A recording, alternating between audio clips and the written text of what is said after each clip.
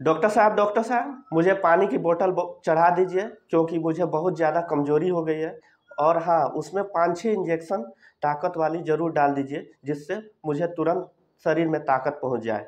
जी हाँ दोस्तों, यदि आप रूरल एरिया में प्रैक्टिस कर रहे हैं या कहीं भी जनरल प्रैक्टिस कर रहे हैं, तो आप कंफ्यूज हो गए हैं कि भाई कौन सी इंजेक्शन डालूं कि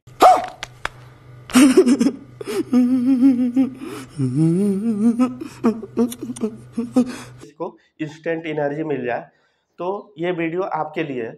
तो welcome back to our channel MedXYZ। दोस्तों, आज बात करेंगे आईवी फ्लूइड में डालने वाली इम्पोर्टेंट इंजेक्शन के बारे में, जिससे पेशेंट को तुरंत एनर्जी मिल जाए, तुरंत राहत मिल जाए। तो वीडियो बहुत ही इंफॉर्मेटिव है, वीडियो को अंत तक जरूर देखें, और यदि चैनल पर नए हैं तो चैनल को प्लीज़ सब्सक्राइब कर दें।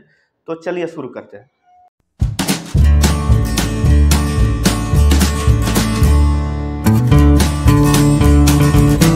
तो यदि आप भी जनरल प्रैक्टिस या रूरल एरिया में कहीं भी प्रैक्टिस कर रहे हैं, तो ऐसा पेशेंट आकर बोले तो उस समय सबसे पहले पेशेंट का बीपी और शुगर जांच करना चाहिए। यदि पेशेंट का बीपी नॉर्मल है, जैसे 120/80 हो, और शुगर 160 से नीचे है, तो उस समय सबसे पहले D5 या D10 की बोतल लगाना चाहिए। D5 में 5% ग्लूकोज है या D10 में 10% ग्लूकोज है, जो पेशेंट को तुरंत एनर्जी पहुंचाने में मदद करता है। और बात करें इसमें इम्पोर्टेंट इंजेक्शन के बारे में जो डाली जाती है, तो सबसे पहले इसमें होता है एसी लॉक का इंजेक्शन डाला जाता है, जिससे पेशेंट को गैस ना बने।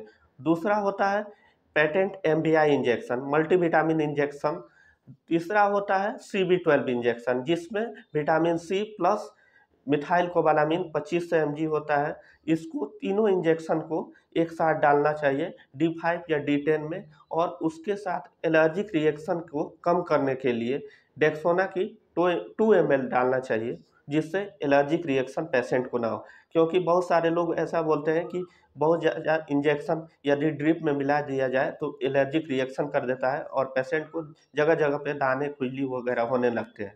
चूँकि तो पेशेंट तो गिनता रहता है कि भाई डॉक्टर साहब ने बस 3 ही इंजेक्शन डाले हैं, तो उस समय यदि आपके पास 5 ml की सिरिंज हो तो MVI 10 ml होती है, तो उसको 2 बार मिलाना चाहिए। 5 ml डालना चाहिए, फिर से 5 ml दोबारा फिर से उसी बोतल में डालना चाहिए, जिससे पेशेंट को लगे भाई 4 इंजेक्शन डाला गया है एक बोतल में। और D5 के बोतल को ख़त्म होने के बाद NS की 100 ml की बोतल लगानी चाहिए, और उसमें आप न्यूरोबियन फोर्ट की 1 एम्पुल डालें। और NS को चढ़ जाने के बाद आप RL का बोतल लगाएं, जिसमें इलेक्ट्रोलाइट का बैलेंस होता है। तो उसमें आप न्यूरोबियन फोर्ट का 1 एम्पुल फिर से डालें, और डेक्सोना की 0.5 ml फिर से मिला दें। ये तीनों बोतल चढ़ जाने के बाद पेशेंट को बहुत ज़्यादा रिलीफ मिलेगा। और तीनों बोतल को ख़त्म हो जाने के बाद पेशेंट अक्सर ये बोलता है कि डॉक्टर साहब मुझे ताकत की कैप्सूल या एक टॉनिक दे दीजिए। तो उस समय आपको, यदि पेशेंट में कब्जियत, गैस की समस्या ना हो, तो उस समय आप iron, folic acid plus vitamin B12 की कॉम्बिनेशन की सिरप दे दीजिए, जैसे डेक्सोरेंज या आर्बिटोन। और मल्टीविटामिन कैप्सूल दे दीजिए, जैसे रेविटाल दे दीजिए। जिनसेंग होता है, और सारी भी विटामिन का कंपोजिशन होता है, जिससे पेशेंट को बहुत ज़्यादा रिलीफ मिलता है। और यदि पेशेंट को कब्जियत हो, गैस की समस्या हो, तो उस समय आप मल्टीविटामिन सिरप दे दिए, जैसे A to Z। और उसके साथ B कॉम्प्लेक्स की कंपोजिशन की कैप्सूल दे दीजिए, जैसे बिकोसूल। दोस्तों, इस प्रोसेस से ट्रीटमेंट करें तो पेशेंट को बहुत ज़्यादा राहत मिलेगा, और वो पूरी तरह सेटिस्फाई हो जाएगा। तो दोस्तों, आज हमने आईवी फ्लूइड में डालने वाली इम्पोर्टेंट इंजेक्शन के बारे में डिस्कस किया। उम्मीद है आपको वीडियो अच्छा लगा होगा। वीडियो अच्छा लगा होगा तो वीडियो को लाइक, शेयर एंड कमेंट कर दीजिए। और यदि चैनल पे नए हैं तो चैनल को प्लीज़ सब्सक्राइब कर दीजिए।